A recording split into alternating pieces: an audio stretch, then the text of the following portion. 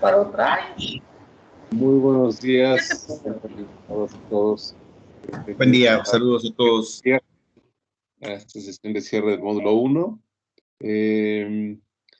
Los avisos del día de hoy, les recuerdo que a las 11 es la clase magistral de Hugo Hoffman de Sedatu para el tema de la NOT y de la estrategia para el desarrollo del sureste. INAFEC ya les debe haber enviado el vínculo para que hagan su registro. Les recuerdo que lo hagan porque luego tienen cupo limitado de asistentes, y si no, en unos momentos más les voy a compartir por el chat digamos como la publicidad del evento para que puedan verlo a través de Webex o me parece que es Facebook Live, cualquiera de esas dos plataformas, o directamente en Zoom para que puedan ustedes participar. Con relación a la actividad de reforzamiento, nos percatamos que haya una discrepancia en el texto. La extensión máxima es de 2 cuartillas, pero en el texto hablaba de extensión libre, pero eso es incorrecto. Debe de ser máximo de 2 cuartillas. También recordamos que está próximo el cierre de la entrega de la actividad y los invitamos a que nos lo puedan hacer llegar lo antes posible. Y bueno, sin más, pues cedo la palabra al doctor Azuela. Gracias. Gracias, Julián. Buenos días a todos. Buenos días, Lidia. Estamos aquí para la última sesión, la sesión de cierre, y estoy buscando mi presentación. No, yo la veo, pero ustedes no, ¿verdad? Así es. A ver, voy a tratar de abrirla de otra manera. Y si me dan un minuto, porque quiero... a ver. ¿Ahí no se ve? Aún no, doctor, yo le aviso. Qué raro, porque si la abro y la veo en mi...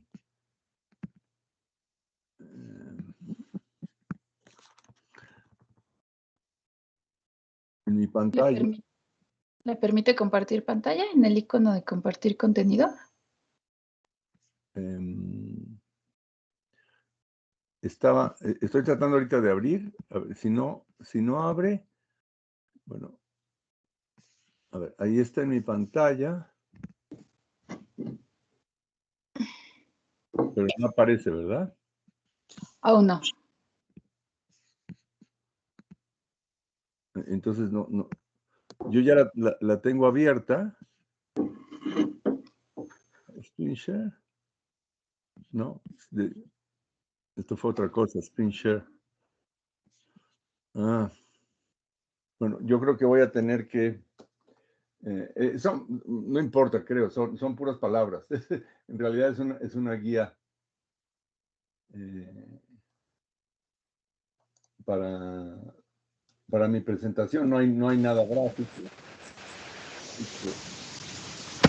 Mientras tanto, les pedimos que puedan cerrar su micrófono a quienes acaban de ingresar, así como dejar sus preguntas o comentarios. Igualmente que se animen a tomar el micrófono. Justo la sesión de cierre trata sobre el balance de las experiencias en torno a los temas que hemos estado revisando. Así que está micrófono abierto para quien así lo desee. Bueno, entonces voy a leer mi presentación en otra pantalla y se las cuento así porque no es... no hay nada que sea interesante desde el punto de vista gráfico, digamos. Pero son reflexiones generales para provocar el debate. Y un primer grupo de reflexiones tiene que ver con lo que yo llamaría protagonismo municipal. En el sentido de que el poder municipal tiene un campo de acción extremadamente importante que rara vez se utiliza en toda su capacidad. Vamos a pensar en las atribuciones jurídicas del municipio como una especie de capacidad instalada que los municipios pueden operar aunque evidentemente con limitaciones financieras, a veces políticas, a veces prácticas del funcionamiento cotidiano de la administración. Siempre el servidor público padece un déficit de tiempo. Y esa es una condición crónica del servicio público. Y hay una percepción generalizada de que el municipio es una instancia débil. Bueno, esa debilidad depende en gran medida, dentro de esas limitaciones que dije, es decir, sin negar las limitaciones reales que tiene el municipio, esa debilidad depende también de qué tanto esté dispuesto a ser un agente protagonista del desarrollo y no simplemente un lugar en donde llegan las quejas y es muy difícil, y las demandas y las presiones, y no tiene una agencia propia, una capacidad propia. Creo que este protagonismo municipal es necesario si queremos que haya una democracia local que se exprese en el territorio. Si el poder municipal no se ejerce en lo máximo de su capacidad, lo que tenemos es una debilidad de la democracia local, porque los ciudadanos en el plano del municipio han depositado en la autoridad municipal una serie de confianzas, una serie de mandatos, que son los que pueden darle de acuerdo con la Constitución, y se necesita que el gobierno municipal sea el protagonista de esa función. Algunas reflexiones sobre cómo, digamos, incrementar esta capacidad protagónica del municipio. Primero que nada, creo que hay que reconocer que vivimos tiempos de timidez jurídica. ¿Qué entiendo por timidez jurídica? La actitud de un órgano de gobierno de no atreverse a ejercer ciertas atribuciones por miedo a caer en una acusación de irregularidad. Yo creo que todos ustedes conocen, o quienes tienen un mínimo de tiempo en la administración municipal o en cualquier administración pública, lo que ocurre con las contralorías y el servicio público. Las contralorías se crearon desde los años 80 como parte de ese lema del presidente de la Madrid, de la renovación moral de la sociedad. En realidad, el esquema de contralorías no ha cambiado desde entonces, le cambian el nombre a la Secretaría Federal, pero básicamente es un régimen de control sobre el servicio público dominado por contadores que no entienden la función pública, que no entienden los dilemas y los problemas reales de la administración, y que han creado un régimen de parálisis hacia la función pública. Si pudiéramos cuantificar lo que cuesta la Contralorías, el control interno en general, a la función pública, seguramente tendríamos cifras macroeconómicas, porque el funcionario vive atemorizado por que le vayan a hacer una observación o vaya a tener un proceso de auditoría en donde resulte personalmente afectado. Es algo que se ha estudiado muy poco. Yo en alguna época dirigí un proyecto que era el Laboratorio de Estudios sobre la Corrupción. El Banco Mundial nos pedía hacer mediciones de corrupción y yo también les pedía que hiciéramos mediciones de cómo la Contraloría distorsiona la función pública, porque es un hecho real, no es una cuestión de militancia política o un capricho, es algo que se deriva de la experiencia de la función pública, de lo costosa que está haciendo la Contraloría. Bueno, algo parecido pasa con las atribuciones municipales. Cuando se trata de tener un protagonismo, suele ocurrir, no, eso no lo podemos hacer porque se nos amparan. Yo creo que todos hemos escuchado eso, es que se nos amparan. Y eso es reconocer que no se tiene la suficiente fuerza jurídica porque en realidad lo que no se tiene es la voluntad de explorar cómo es que sí se pueden hacer ciertas cosas. Los que hemos sido abogados en el servicio público, conocemos la experiencia del jefe que nos dice, a ver, abogado, no me digas que no, dime cómo. Cuando surgen las iniciativas. Y en realidad, yo creo que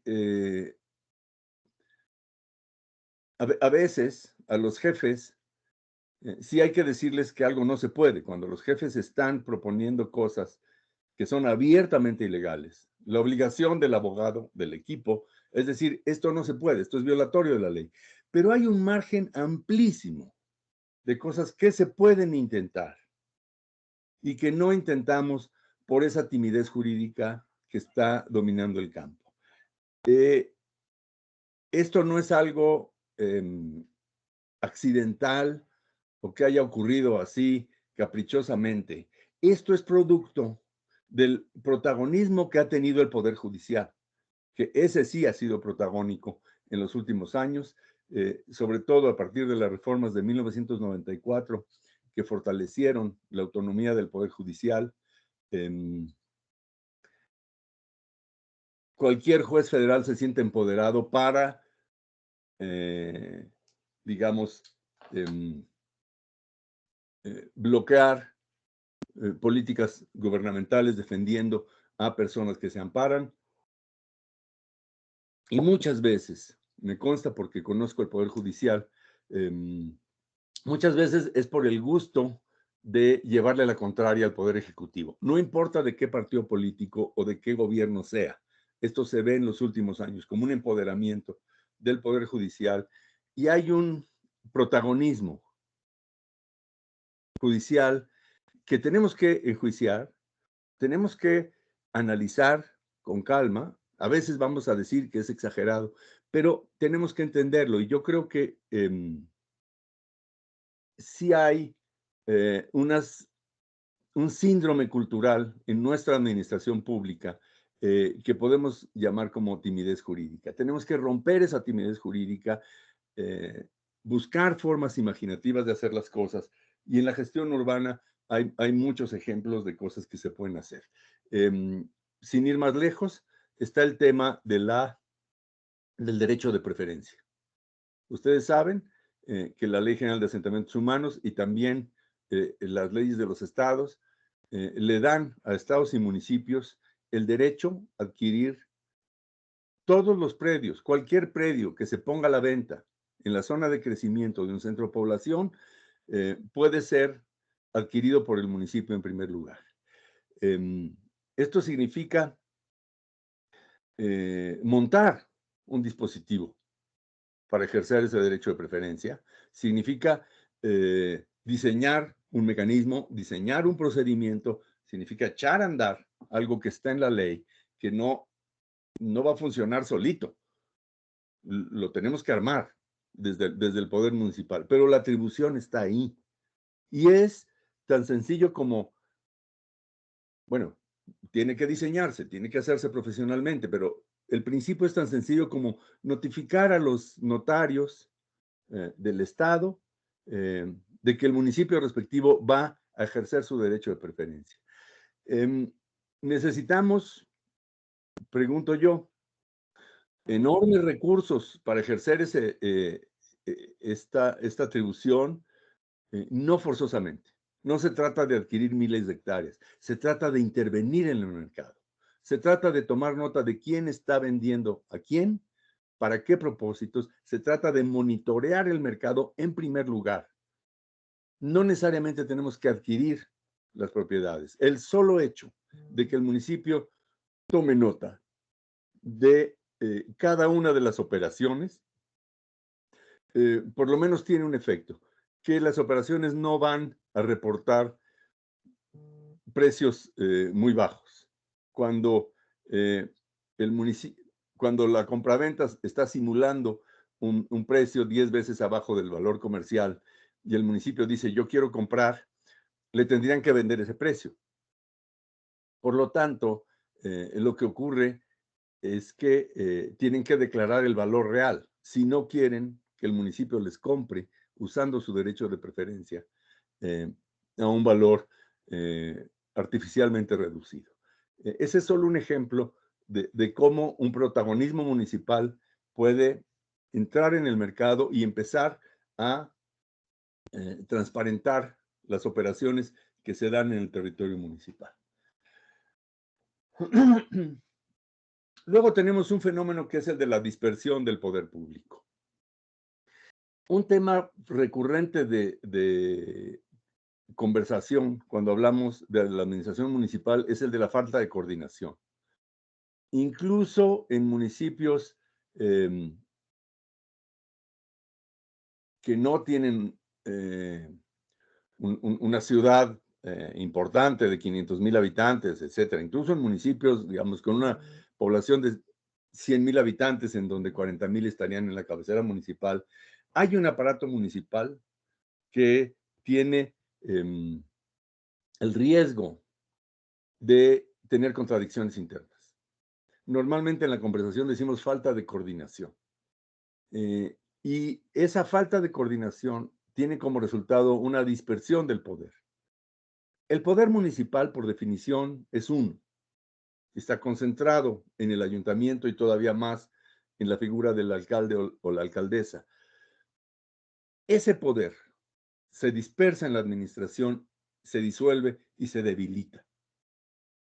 Entonces, por eso es muy importante que el liderazgo del gobierno municipal nos garantice que el poder sea un poder unificado, que mire el conjunto de la administración municipal al conjunto del territorio y todos sus procesos, y haya una coordinación y una reagrupación de atribuciones en torno al territorio. Les voy a contar un caso que si hay alguien del estado de San Luis Potosí posiblemente recuerda,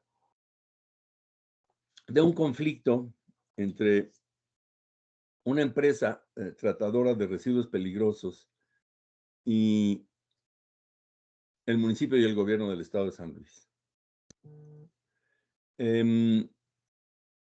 Que es un caso muy importante porque se convirtió en el primer litigio que tuvo que enfrentar México en el TLC, en el entonces Tratado de Libre Comercio. Como todos los tratados de ese tipo en el mundo, prevé un sistema de resolución de controversias cuando una empresa o un ciudadano de un estado es víctima de una injusticia o de alguna arbitrariedad por parte de un estado huésped. Es para proteger los inversionistas, básicamente. Y en el estado de Guadalcázar, en San Luis Potosí, se instaló un confinamiento de residuos peligrosos en contra de la voluntad del pueblo y del municipio, y se convirtió en el conflicto ambiental de mayor efecto en la década de los 90. La empresa Metalclad había obtenido un permiso federal, pero no había obtenido un permiso municipal. Hubo una oposición social al confinamiento. El gobierno del estado decretó un área natural protegida para impedir que funcionara el confinamiento, y la empresa no pudo operar porque el movimiento social era tan fuerte que era imposible operar un confinamiento de residuos peligrosos. Ustedes se pueden imaginar el escenario. La gente estaba muy asustada con el tema de residuos peligrosos, de tener residuos peligrosos en su territorio. No voy a entrar al detalle ambiental del conflicto.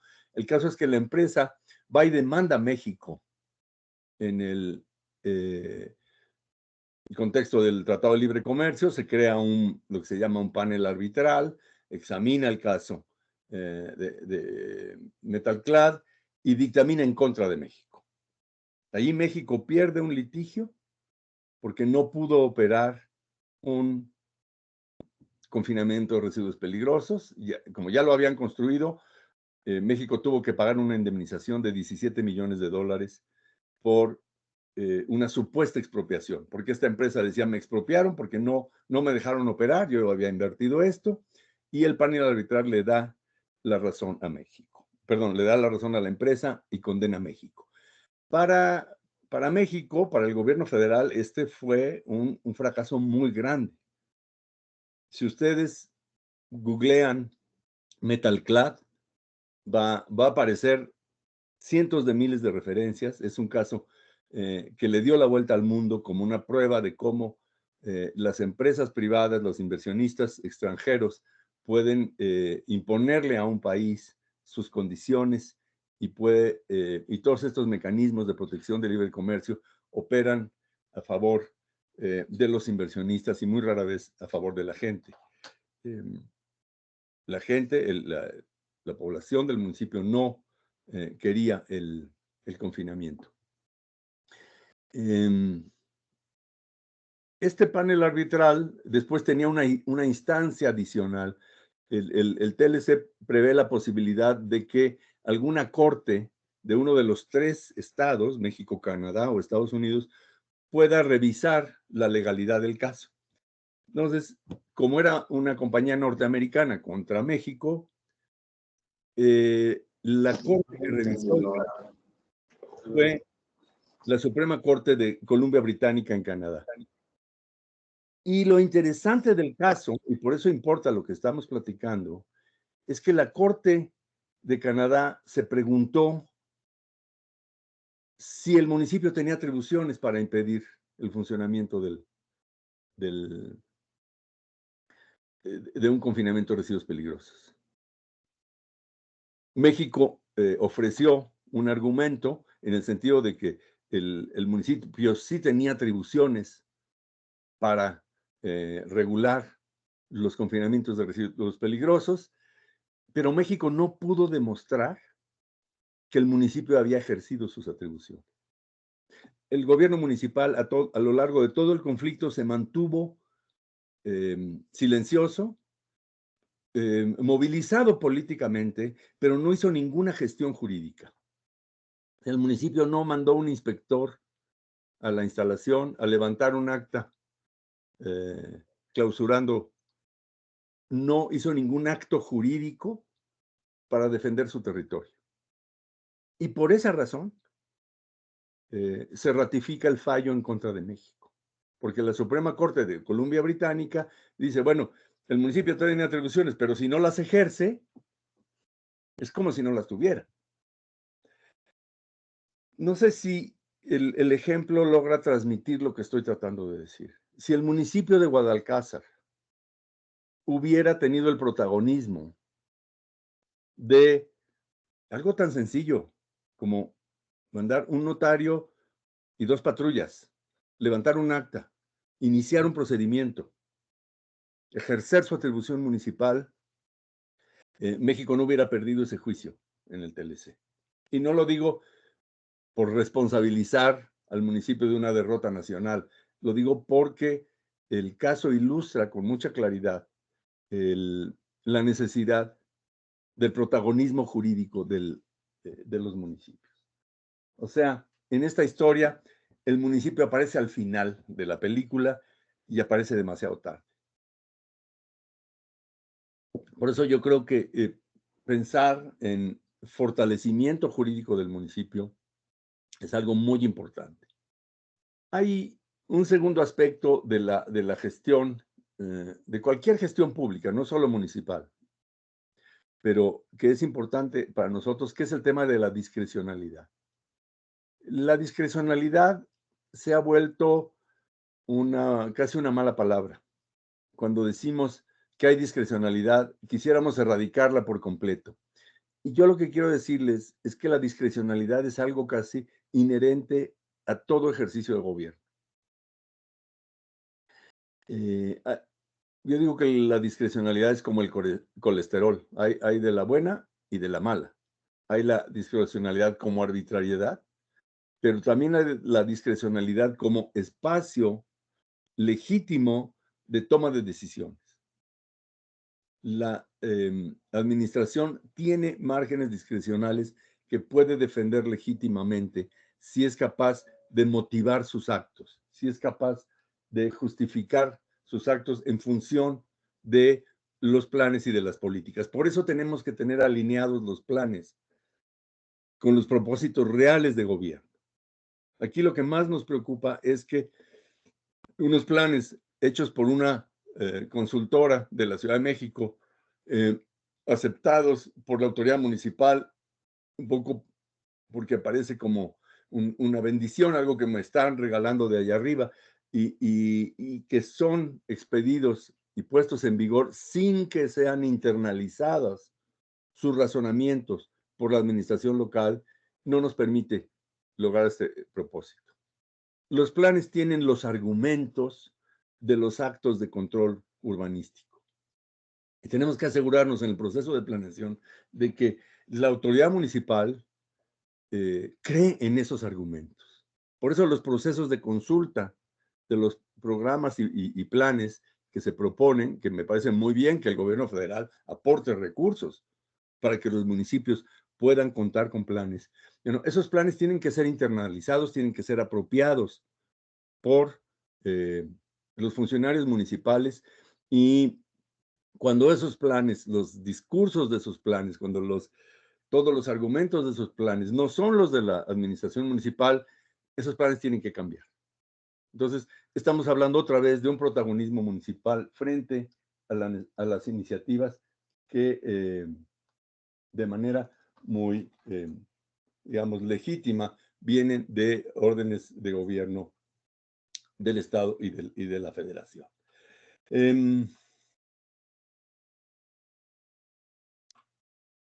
Finalmente, el tema del ejido. Yo creo que la debilidad del municipio no es solamente debida a la fuerza de los poderes de los otros órdenes de gobierno. También es debida al poder de lo que parece a veces un cuarto nivel de gobierno, que son los núcleos agrarios. Lo que estoy diciendo es más una apreciación de tipo político, institucional, que de tipo estrictamente jurídico. Cualquiera que vaya a las periferias rurales de los municipios mexicanos y pregunte aquí quién manda, es muy probable que le digan el comisariado ejidal. En toda la organización municipal mexicana existe una instancia submunicipal que puede ser agencia, delegación, regiduría. Los nombres cambian de un estado a otro, pero tenemos esas representaciones del gobierno municipal en el mundo rural, donde en cada poblado hay por lo menos una persona que representa al poder municipal. Con mucha frecuencia, el poder de esa persona es mucho menor que el de los núcleos agrarios, y con mucha frecuencia también son los núcleos agrarios los que nombran a esa persona. Esto lo pongo como un tema de discusión porque cambia mucho de un estado a otro, y será muy interesante escuchar sus opiniones al respecto. Pero el reto del ejido es que funcione como cuarto orden de gobierno sin tener la legitimidad constitucional para ello, porque eso es lo que ocurre en muchas partes del país, en donde los núcleos agrarios se han empoderado por un proceso histórico comprensible. No es algo que yo les reproche a los núcleos agrarios, se han ganado el poder a pulso, pero a veces la principal dificultad del gobierno municipal es el poder de los núcleos agrarios. Entonces, sería muy interesante que algunos de ustedes pudieran compartir con el resto del grupo sus experiencias, sus miradas, cómo ven este problema, que es uno de los retos más grandes de la administración municipal. Entonces, con estas reflexiones, todavía tenemos 25 minutos para participaciones de ustedes, entonces abrimos el uso de la palabra. Lidia, maestra Malagón, ¿podría coordinar las intervenciones?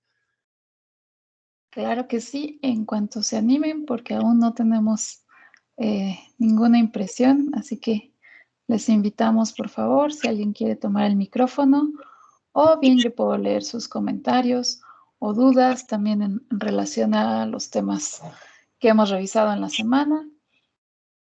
Adelante, por favor, o bien compartiendo sus experiencias locales, que son las que nos interesan.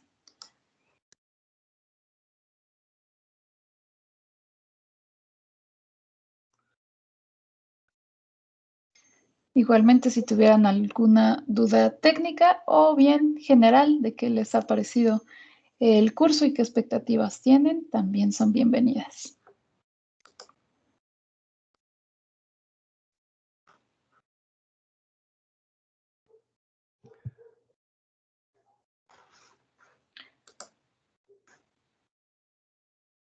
Damos unos minutos más para si alguien quisiera tomar el micrófono o bien si hay algún comentario adicional por parte del equipo ONU Habitat.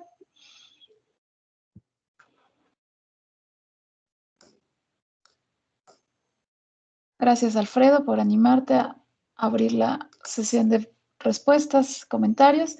Nos comenta que Alfredo considera que el poder que tiene el comisariado ejidal no solo lo da la ley agraria, sino por el hecho de que sus reglamentos internos no son regulados.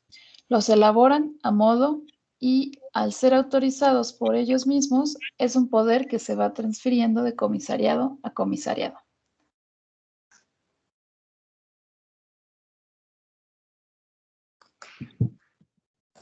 Gracias por la intervención. Es verdad, el reglamento interior de los ejidos es uno de los instrumentos jurídicos que tiene los núcleos agrarios para consolidar su poder, vamos a decirlo así, y es legítimo que existan los reglamentos ejidales. Pero si un reglamento interno de un ejido le pretende dar atribuciones al núcleo agrario que corresponden al municipio, ese reglamento es nulo, o esa parte del reglamento es claramente nulo. El gobierno municipal no puede quedarse con los brazos cruzados frente a eso. Es una de las cosas que me interesan mucho de este módulo, de este curso. Decir que el poder de los núcleos agrarios está restringido por la ley agraria, y la ley agraria es muy explícita en que los procesos de urbanización tienen que someterse a las leyes de materia de asentamientos humanos y por lo tanto al poder municipal, que es el que tiene la capacidad de regir. Entonces, cuando alguien empieza a vender lotes a colonos, está haciendo un proceso de urbanización. Ese es un agente inmobiliario. El municipio ni siquiera tiene que distinguir si está usando la propiedad ejidal o cualquier otro mecanismo jurídico para avalarlo.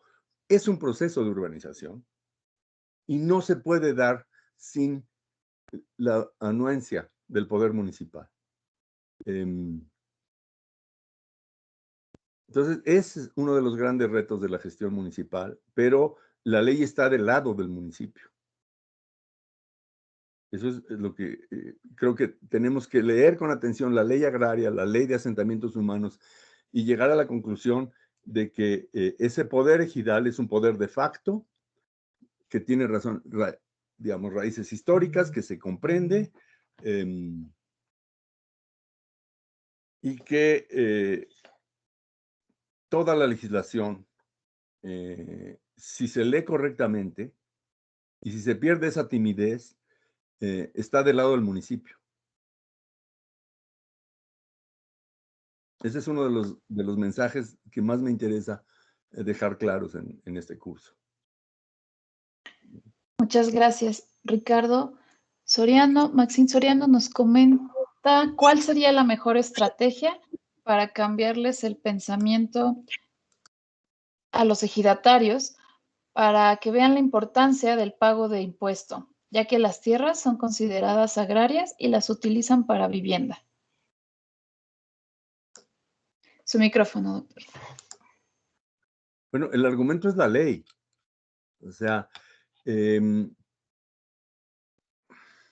voy a decir algo muy fuerte, pero es que a veces se nos olvidan hechos básicos de todo estado. Los estados cobran impuestos sin preguntarle a la gente. Por eso se llaman impuestos.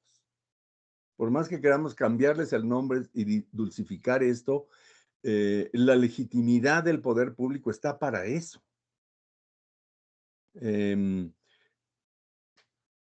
Está bien pensar en que hay que cambiar la mentalidad, pero es simplemente afirmar la vigencia del Estado de Derecho. Es decir, las leyes hacendarias de los estados normalmente dicen, el impuesto predial lo paga el propietario o poseedor de un predio. Entonces, cuando se forman predios, y un predio se ve, porque está ahí una delimitación física, que tiene una vivienda, que tiene una familia, junto está otra y otra y otra. Esos son lotes, esos son predios. Y la autoridad municipal los inscribe en el catastro como tales, existen jurídicamente y está muy bien que haya campañas de concientización, no caer así arbitrariamente. También se necesita inteligencia, también se necesita tacto. Se puede hacer una campaña, se puede avisar con antelación, se puede decir este es el último año. De todas maneras, todos sabemos que la actividad hacendaria acaba dando prórrogas y facilidades para el pago, pero hay un momento en donde el impuesto se cobra. Y el impuesto, no le preguntamos a los contribuyentes si quieren pagar el impuesto. Si hay predios y hay poseedores de predios, esos poseedores tienen que pagar. Esto tiene que ver con una educación cívica, en donde los ciudadanos saben que al ocupar una vivienda van a demandar servicios. Y ese es el mensaje que el gobierno tiene que dar.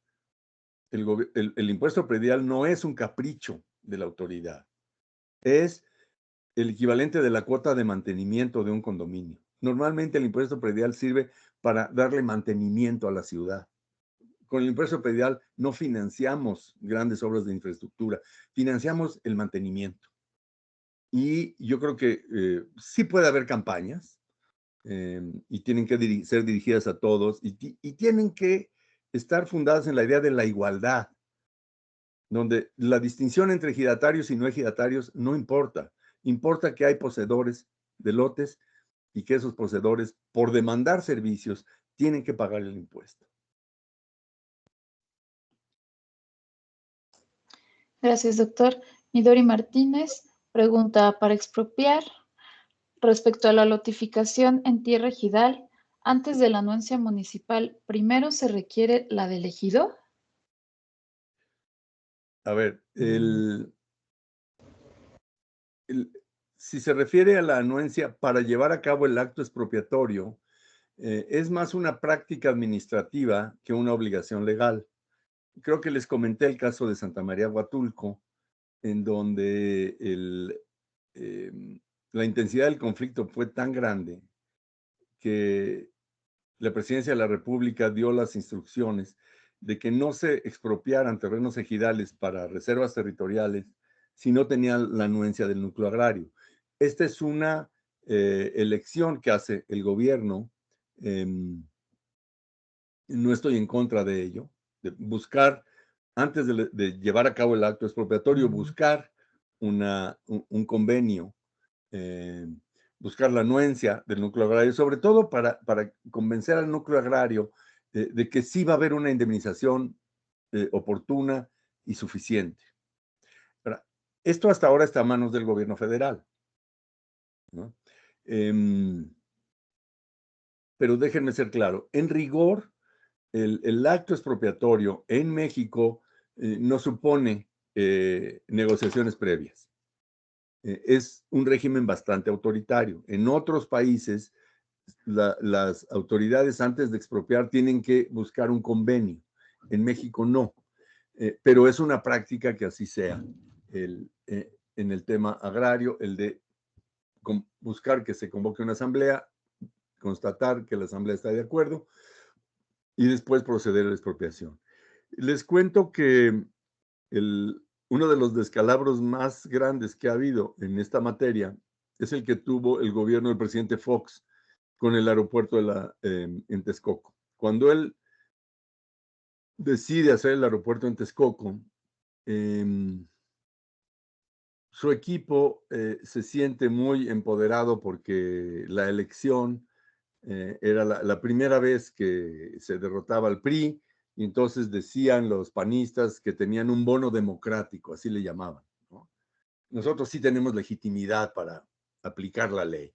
Y entonces la expropiación que hacen de los terrenos en el municipio de Atenco y otras zonas donde iba a estar ese aeropuerto en la zona de Texcoco, esa expropiación no la negocian con los núcleos agrarios. Yo no sé si porque acababan de llegar al gobierno y no sabían que existía esa costumbre, o por una especie de arrogancia de decir, nosotros tenemos el bono democrático, no necesitamos consultar la aplicación de la ley y ahí les va el decreto expropiatorio. Bueno, ahí tenemos los resultados. La movilización social impidió el proyecto. Ya después la historia tomó otro rumbo, pero eso no nos interesa para esta sesión. En parte al presidente Fox se le cayó esa expropiación porque no fueron a hablar con los ejidatarios antes. Yo creo que sí es una práctica aconsejable que se busque la anuencia de los núcleos agrarios para suavizar el golpe, para reducir las posibilidades de litigio. Es una buena práctica y sobre todo para que los campesinos sepan lo que van a recibir por su tierra. Respondiendo a la pregunta, no es obligatorio legalmente obtener la anuencia, pero mi opinión personal es que es una práctica sana, la de ir con el ejido y decirle, el gobierno necesita esto para esta causa de utilidad pública, tiene este presupuesto, y buscar el consenso de los ejidatarios. Tampoco se requiere la anuencia del municipio y del Estado. Es un acto soberano, es un acto de autoridad, de competencia federal, y puede hacerlo. Claro, al gobierno federal le conviene saber si el municipio en su plan de desarrollo urbano tiene previsto el uso que está pensando hacer. Y yo creo que en el Tren Maya está clarísimo. Los ajustes a los programas de desarrollo urbano tienen que ver con esas decisiones de dónde va la estación, dónde va a detonar el crecimiento. Y creo que si finalmente va a haber actos expropiatorios para el Tren Maya, sí, lo aconsejable es que quien promueve la expropiación desde el ámbito federal constate que es congruente con los programas de ordenamiento y de desarrollo urbano a nivel local. No sé si con esto respondo la pregunta. Gracias, doctor. En este sentido, pregunta Patricio Canul, en dado caso que los ejidatarios estén en total desacuerdo en la urbanización por miedo, ¿qué pasaría? Bueno, aquí hay que distinguir lo político de lo jurídico. Y lo político es decir, lo aconsejable es hacer todo el esfuerzo que sea posible para obtener la anuencia. Desde el punto de vista estrictamente jurídico, no se necesita la anuencia del propietario para ser expropiado. El problema va a ser, ¿cómo lo hacemos para ganar el amparo? Por eso necesitamos fortalecer jurídicamente las estrategias del gobierno y hacer que los amparos, que los actos expropiatorios sean los más sólidos posibles, tengan una motivación fuerte, estén bien fundados, y siempre vamos a correr el riesgo de que un juez protagónico nos los eche abajo. Yo he visto casos de jueces que son irracionalmente exigentes con la autoridad, que declaran improcedentes expropiaciones que están perfectamente bien documentadas, y ese es un riesgo que tenemos. Es el riesgo de que un órgano del poder público sea arbitrario. Tenemos ese riesgo. La cuestión es, ¿por qué hay ese riesgo? ¿Nos vamos a paralizar? ¿No? Ya es una cuestión de decisión de oportunidad. Cualquier decisión de este tipo supone un cálculo de qué consecuencias puede tener. Creo que en este momento lo que está dominando es esa timidez jurídica, en donde preferimos retraernos y no aplicar la ley, no cobrar el impuesto, no ejercer el acto de autoridad por la posibilidad de que vayan a ganar un amparo. Yo creo que si fortalecemos nuestras capacidades jurídicas, si fortalecemos nuestra capacidad de argumentar y sobre todo, si no actuamos arbitrariamente y estamos dispuestos a dar indemnizaciones justas y oportunas, tenemos que vencer esa timidez. En este sentido, doctor Luis Michel González agradece la exposición y le gustaría que se profundizara sobre el concepto de utilidad pública y la declaratoria. ¿Cuál es el sentido o la acepción específica del término y cuáles son sus límites? Utilidad pública es el nombre que le damos en el derecho mexicano a la justificación de la expropiación. En prácticamente todo el mundo, las autoridades para expropiar tienen que tener tres requisitos: ser competentes para ello, invocar una justificación, justificar la expropiación y cubrir una indemnización. La justificación tiene distintos nombres. En México le llamamos causa de utilidad pública, porque la Constitución dice las expropiaciones solo podrán hacerse por causas de utilidad pública y mediante indemnización. En el sistema mexicano, esas causas de utilidad pública están taxativamente establecidas en la ley. En muchas leyes, de hecho. Por un lado, tenemos la ley de expropiación, que fíjense, todavía está vigente, la ley de 1936, con la que el general Cárdenas preparó la nacionalización de la industria petrolera. Entonces, tenemos una ley de expropiación que tiene una lista de causas de utilidad pública y el procedimiento para hacer la expropiación. Es una lista de, digamos, una docena de fracciones que dicen causa de utilidad pública, el establecimiento de aeródromos, puertos, obras. Da la lista de aquellas obras y actividades que justifican la expropiación y que por lo tanto son invocadas como causas de utilidad pública. En el decreto expropiatorio, el titular del Poder Ejecutivo señala cuál es la causa de utilidad pública que está usando como justificación para expropiar, y también tiene que individualizar el bien y explicar por qué ese predio en particular es el que se requiere para satisfacer esa causa de utilidad pública.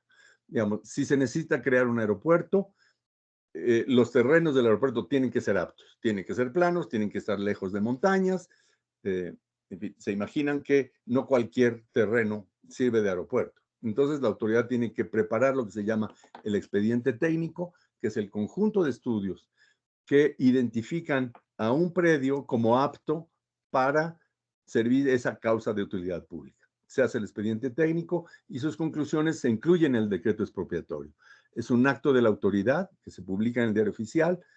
El titular del Ejecutivo decreta la expropiación, explica en síntesis la causa de utilidad pública y los resultados de los estudios técnicos, y el momento de ser publicado en el diario oficial, la propiedad cambia de manos. Es un sistema bastante arbitrario que recibimos, digamos, que heredamos del régimen posrevolucionario, y se ha ido civilizando, se ha ido volviendo menos arbitrario con la jurisprudencia de la Suprema Corte.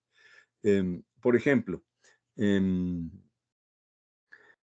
se tiene que cumplir la garantía de audiencia. Hasta 2003, el gobierno no le avisaba al propietario, no tenía que notificarle al propietario que lo iba a expropiar. A partir de 2003 hay una jurisprudencia de la Suprema Corte que dice se tiene que cumplir la garantía de audiencia. Pero ojo, garantía de audiencia no quiere decir anuencia previa. Audiencia quiere decir darle a la persona la posibilidad de ser escuchado. Un acto de autoridad siempre debe dejarle al gobernado la oportunidad de defenderse. Eso es la garantía de audiencia. Y las expropiaciones ahora se tienen que notificar a la persona y avisarle, te voy a expropiar. En la administración había mucho miedo a hacer esto porque decía, pues se van a amparar, ¿no? El mismo síndrome de siempre. Bueno, te amparan y ganan el amparo si no tenemos la capacidad de argumentarle al juez. Y hay personas que dicen, no, ya se acabó la expropiación porque si hay garantía de audiencia nos van a pagar todo. No, eso depende de cómo actuemos frente al juez. Por eso tenemos que fortalecer nuestras capacidades argumentativas frente al Poder Judicial.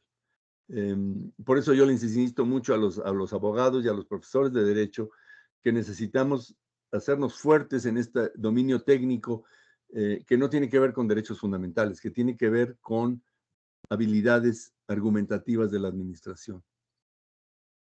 Entonces, causa de utilidad pública es la justificación, está en la ley, había dicho que está en la ley de expropiación, pero además las leyes especiales pueden tener su lista adicional de causas de utilidad pública. Ustedes pueden ver en la Ley de Asentamientos Humanos, en la Ley del Equilibrio Ecológico, en casi todas las leyes administrativas, hay un artículo que dice, se consideran causas de utilidad pública y enlista las causas de utilidad pública de la materia de la que se trata esa ley, y son justificaciones que el gobierno puede utilizar para llevar a cabo actos expropiatorios. Gracias, doctor. Bueno, se quedan algunas preguntas. Rubén Presuel pregunta que si no se usa el terreno expropiado porque la obra no se realizó, el caso de terrenos del supuesto aeropuerto que no se construyó en ese sitio, ¿el predio entonces se puede usar para otra actividad? De hecho, es la figura de la reversión. De acuerdo, el principio general es que si en 5 años no se lleva a cabo la causa de utilidad pública, el propietario original puede demandar la reversión. Puede decir, me quitaste ese terreno para hacer un aeropuerto, no lo has hecho, devuélvemelo. Y esto, bueno, también ha abierto la oportunidad para abusos, así como el poder expropiatorio se presta para abusos de la autoridad, bueno, eso es obvio, y tenemos que evitar esos abusos. También las reglas que protegen a los propietarios se prestan a abusos. Hay un famoso aeropuerto en España, que me parece que se llama Yuste, el pueblo, donde se creó un aeropuerto militar en los años 40. Se expropia la tierra para un aeropuerto militar.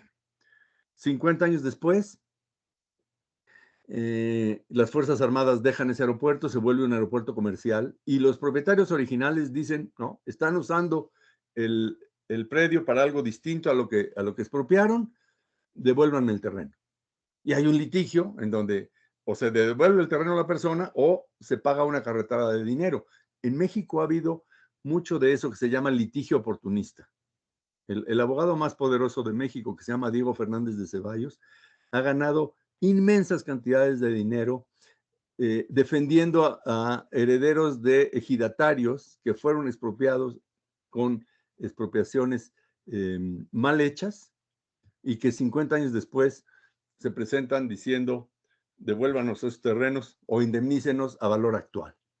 Y es algo que tenemos que tener conciencia de que está pasando y por eso insisto, fortalecer nuestras capacidades para que nuestros actos de autoridad sean sólidos y sean defendibles en el litigio.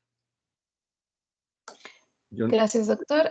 Hago lectura del comentario de Alfredo Inorreta. La omisión de pago del predial es uno de los problemas más grandes para los municipios.